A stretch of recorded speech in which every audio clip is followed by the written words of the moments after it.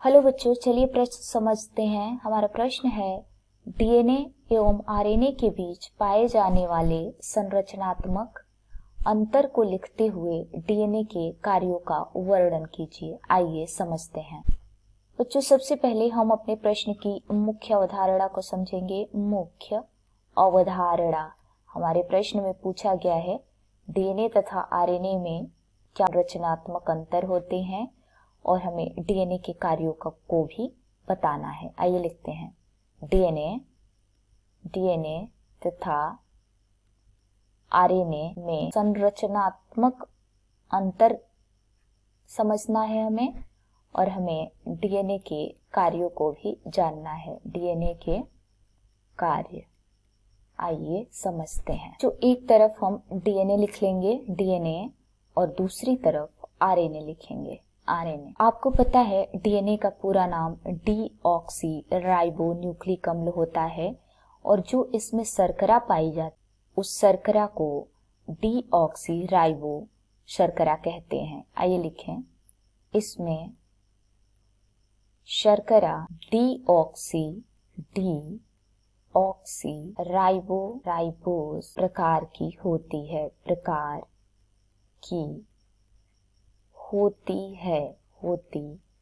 है। अगर आरएनए की बात करें तो आरएनए का पूरा नाम राइबोस न्यूक्लिक अम्ल है और इसमें जो शर्करा होती है वो राइबोस प्रकार की होती है।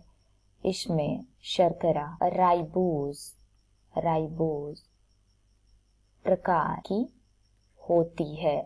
अगर नाइट्रोजनी क्षार की बात करें बच्चों, तो डीएनए में जो नाइट्रोजनी क्षार होते हैं वो 4 प्रकार के पाए जाते हैं। नाइट्रोजनी क्षार कितने प्रकार के पाए जाते हैं?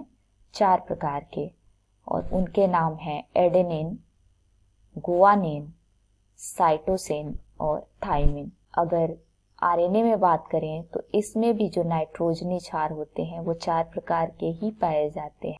नाइट्रोजनी क्षार 4 प्रकार के ही पाए जाते हैं और इनके नाम हैं एडेनिन, गुआनिन, यूरेसिल और साइटोसिन।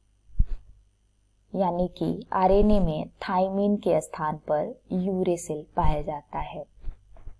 अगर संरचना की बात करें तो जो डीएनए की संरचना होती है वो द्विकुंडलित संरचना होती है।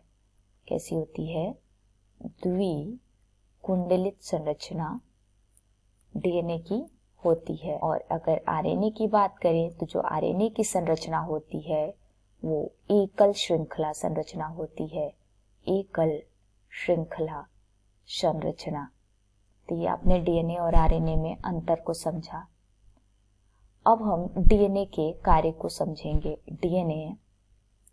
डीएनए के प्रमुख कार्य कौन कौन से हैं, आइए जानते हैं।